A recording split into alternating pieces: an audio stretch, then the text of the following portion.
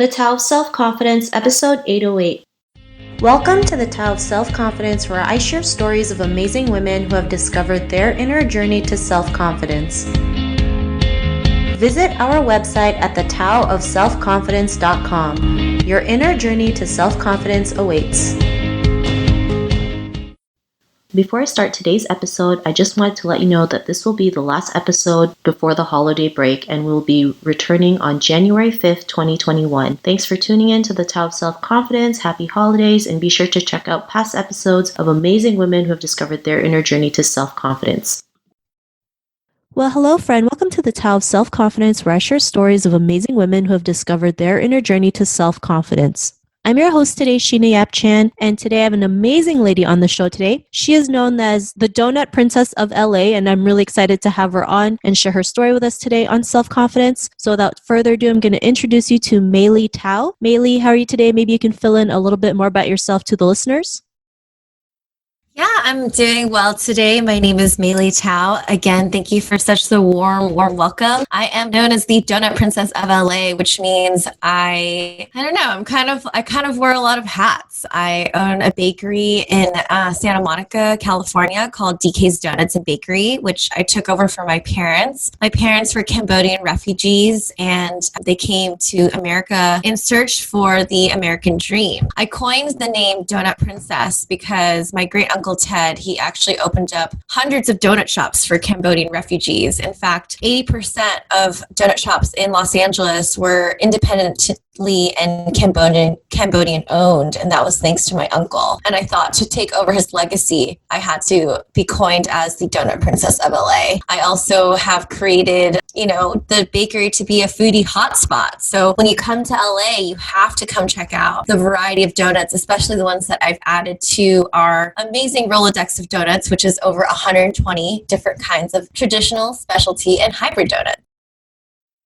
Thanks for sharing that. And I think, you have such an amazing story behind as to why you have, DK Donuts and like what your great uncle Ted has done. I think that's amazing. Especially, what happened in the Khmer Rouge. I know it was very unfortunate as to what happened. So, I'm glad you're here today, still thriving and still, you're still moving forward regardless of what has happened in the past. And so thanks for sharing that. And Mei Li, what would be your favorite self-confidence quote? My favorite self-confidence quote? I'd like to keep it really simple. Do you, baby boo. Thanks for sharing that. And I love how it rhymes. I think it's, so important to, focus on ourselves, especially as Asians. We're very prone to please others before we even think about ourselves, right? You have to realize if you want to help others, it has to start with yourself. You got to help yourself so that it overflows when you start helping others. So I really love that short and sweet quote that you mentioned. And in your own words, how do you define self-confidence? Self-confidence is believing in yourself. It's loving yourself. It's giving yourself the nourishments that you need to carry on the day. Self-confidence has been something that I have dealt with more recently, and just really having that opportunity for yourself to invest in yourself. I think self-confidence comes from also a supportive group of friends and family who are cheering you on and who are going to be there for you no matter what, even if you succeed or fail. Thanks for sharing that great definition. And Mei Li, what was your life like before you discovered self-confidence? Oh man, my childhood was, I think many of you can relate. I actually grew up with a dragon mom who was very, very strict on me. I also grew up with my grandma who raised me until I was about 16. So I think I had a very unique upbringing, but as a young child, and as a daughter of immigrants, a daughter of Asian parents, you're really supposed to be this mold of this certain type of Asian girl. You're supposed to get straight A's. You're supposed to be quiet. You're supposed to have great manners. You're not supposed to disturb what I call the harmonious vibe, where even if you are, having a conversation with a distant family member, everything is always all good. And it's pretty much all about looking really good for your family. Before I discovered self-confidence, I did always question myself. I questioned my decisions. I was never really confident in the things that I thought were right, like and this is all because I love my family so much. I love my mom, I love my grandma, and all I wanted to do was to please them and to make them happy. But at a certain point, as I got older, after I, started getting an education, went to college, and I started to really stand up for myself and what I believed in, even if it didn't really resonate with my mom or my grandma. And that includes, like appearance wise too. I went through a phase where I was dyeing my hair all types of colors. I was being rebellious and going out really late. And I realized that I realized that I wanted to be my own person. Self-confidence, it's just something that you have to work on every day. It's like you have to water yourself in order for you to go ahead and water others. And if for me, I love to serve others. I love to make people happy. I mean, it's a part of my job as being a donut princess, like every day I'm making sure that these custom orders that we do, which are super cute, by the way, we do custom letter donuts where we spell out different messages with alphabet donuts. And we send them and we deliver them. We have donut bouquets where literally it's instead of getting a bouquet of flowers, you get a bouquet of donuts, which you can eat and which men and women both love. And we do Texas-sized donuts and have that large variety of donuts. So it's my whole day is really centered around making sure people get what they need. But, very recently, it's like, what does Maylee need? What does Maylee need to do in order to feel ready to take it on with that same amount of energy that, you would give to others? And so self-confidence, before I understood what self-confidence was, it was really just trying to conform to be a certain type of person. Thanks for sharing that. And I think, as Asian women and, as Asian daughters, we've been programmed to just do as we're told, right? Every decision's made for us. There's already a set of standards that we have to live up to. There's a set path to how we live our life, and anything outside of that is just considered like crazy and shameful and, out of line or out of place, not realizing like, we're all different people. We're all going to live our lives totally different. And, that one way is not going to work for everybody. And yeah, as much as we love our family, we have to also learn to love ourselves and realize what will make us happy, right? What is what is it that I want to do that will make me happy? And yeah, there's going to be like a push and pull with your family, but when they see as to why you're doing it and what the reason and the mission behind it, they'll learn to understand. It might take some time because at first they will never understand, right? But as soon as you keep doing it, it does get better. And, they understand why you're doing what you're doing. And what was that point in your life when you realized you can go out there and be who you are today and have that confidence? What was that aha moment? The aha moment actually came from me doing a lot of personal development work. I took some time to attend seminars and to attend retreats and to really look into my past trauma and to a lot of the guilt that I was hanging onto from my childhood and from my day-to-day. Mental health is something that we definitely don't talk about in our household. I don't even think that, they could really understand what it is, especially my grandma. But my aha moment came from that, life is so precious, and especially my own life. I don't know if it was because I was raised to think very humbly, but I always thought it was wrong to think like, I'm the shit, I'm cool, like I am someone. And now that I'm a little bit older, I realize that having those thoughts are okay, because it really pushes me in a direction where I can bring the same energy and give people that same love that I have for myself. My aha moment really came from just being able to, go back to those traumas, acknowledge that I went through them, thank them for making them who I am today, and to let them go and to really step into the light of who I am.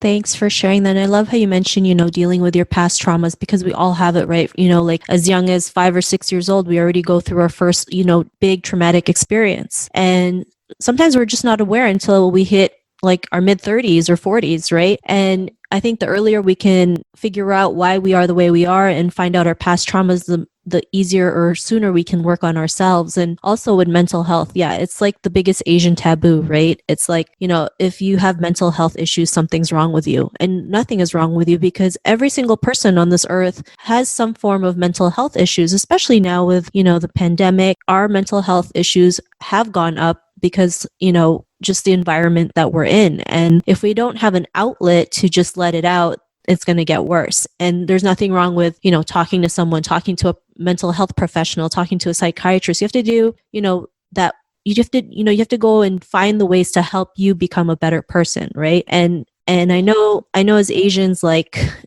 seeking a psychiatrist is like something is wrong with you. Like nothing is wrong with you. It's just nobody talks about it. Nobody brings it up because they think it's shameful. Especially as Asians, as Asian women, everything we do that's out of line is shameful or crazy or, just shameful and crazy and out of line. And we have to realize, like, just because one person thinks that way doesn't mean it is the way, right? It's just one person's perception. So I really love that you mentioned that. And I also think, like, just now in 2020, we really have to keep bringing up that issue of mental health and knowing that it's okay to talk about it. It's okay that you're feeling the way you feel. The more you acknowledge it, the more you can find ways to, find a solution so you can get better and be the person that you want to be. So, thanks for sharing that. Because of all your realizations and your aha moments, what's your life been like now? Life is, it's something that I deal with on the daily. I call it this, like, I say that, when you have negative thoughts about yourself, that's normal. When you meditate and you all the thoughts come in your head, that's normal. And you really have to, like, see that thought, that negative thought, or whatever that thought is to you, watch it go by as if you're watching the clouds go by, and then move on to a different thought. Life now means, like, with self-confidence means I can accept compliments. That was so hard for me before. People would be like, "Oh my God, you're so successful. You're so beautiful. You're so this or that." And I would not believe it. And life now, it's like, I really take a moment and there is still that part of me that goes, "No, I'm not." But then I look at that part in my head and I go, don't listen to this part of you anymore. You are stepping into this new world of self-confidence. You are that person. Thank you. Thank you for seeing that in me. And now I can see it in myself. Life after the discovery, it was just so much more brighter. I was always putting so much pressure on myself to be perfect. The idea of being perfect was like, I need to be perfect at all times. I need to be, emotionally perfect. My body needs to be perfect. What I say needs to be perfect. And the thing is, yes, people are all perfect the way they are. And the whole idea of perfect kind of just exists in your head. Because when somebody looks at you from the outside, they could see, wow, she's perfect. But how are you going to really live in this world if you don't believe in it yourself? So after I discovered self-confidence, I don't know, it just feels really good. It feels like there's nothing wrong with me. There's, like, I am enough. And it feels like I can really do anything. Thanks for sharing that. And I love how you mentioned, all those things, especially when it comes to perfection. For me, I think perfection's an illusion, right? And it's like, we all strive to be perfect, but really, what is that? What is it supposed to look like? And, we're just like chasing something that doesn't exist. We have to, learn to embrace our flaws, our weaknesses, the good, bad, the ugly, because that's what makes us beautiful and who we are, right? And each person is unique and different and special and beautiful in their own way. So I really love that you mentioned that. And to the woman who's listening to your episode, she may be in her own journey to self-confidence. What would be that one tip you'd give to her? So that one person who is on that journey to self-confidence, I would say, take a deep breath and look around you. Look around you and look at the things that you're grateful for. Even the smallest things, like being able to wake up with a roof over your head, being able to eat breakfast with your teeth, being able to taste, being able to see. I mean, there are so many things that we can be really grateful for. And, if you feel like you're not there you're not at the light at the end of the tunnel, you're on your journey. Like you said, seek out personal development programs, seek out a really, really strong support system. And don't be afraid. I think it's normal to go through this journey. I mean, I would say I recently only discovered self-confidence and was able to really step into the light. But it's okay exactly where you're at. It's okay to be hard on yourself, but to realize that there is a different world once you decide to step out, once you're ready, because you're going to keep living in that world unless you're ready to step out and to take the proper actions to get out. And if you keep continuing to live this way, life is going to look like that. but there is this other, you literally imagine yourself stepping into a world of self-confidence. It means you're stepping into a world of being unstoppable, and including not being stopped by yourself. I think that's the biggest thing. Don't stop yourself on this journey to self-confidence. Thanks for sharing those great tips. And if our listeners wanted to get to know a little bit more about you and what you do and check out some of your work or check out some of your donuts, is there any links or social media profiles we can connect with? Absolutely. So I'm very, very active on Instagram. I have quite a few accounts, so I'll spell them out for you. If you're interested in coming to LA and eating some bomb donuts, you can go to @DKSDONUTS. That's @DK's Donuts. If you're looking to order a donut bouquet to be delivered to a special someone, that's my second venture. It's called @DonutPrincessLA. That's DONUTPRINCESS LA. If you're looking to follow my personal journey, which means trying to keep up with my life, with busy and countless different actions and being literally everywhere, that's @MayleeTao. That's MAYLYTAO. I'm also available for DM if you are on that journey to self-confidence and you need a little help. I'm here for you. I have my own podcast. It's called Short and Sweet, a Donut Princess podcast. We're on Apple and Stitcher and Spotify. And I do give some tips about wellness, business tips, anecdotes, really just like on how to be a stellar human being and sharing my experience with you guys. We have some websites, dksdonuts.com, donutprincessla.com. But yeah, and if you need anything, we as women need to stand together. And in order to do that, you have to reach out if you feel like you need some help. Don't be afraid to ask for help. Don't be afraid to make that request for yourself. That was a big thing that I had too. I never really wanted to ask for help, but once I did, it's like the doors keep opening around you, and that's how you can find me. Thanks for sharing that. And to our listeners, if you want to connect with Maylee, you can also head on over to the taoofselfconfidence.com and search for Maylee's name. Her show notes will pop up along with everything else that we talked about. And I really just want to thank Maylee today for taking the time to share her story and tips with us on self-confidence. So thank you so much, Maylee. Thank you. Not a problem. It was really great having you on the show. And to our listeners, this is a reminder that this will be the last episode before the holiday break. And a brand new episode will start on January 5th, 2021. Happy holidays, and thanks again for always tuning in to the Tao of Self-Confidence. Be sure to check out past episodes of amazing Asian women who have discovered their inner journey to self-confidence. Bye for now. Thank you for tuning in to another amazing episode of the Tao of Self-Confidence. Get your free audiobook by visiting our website at thetaoofselfconfidence.com. Your inner journey to self-confidence awaits.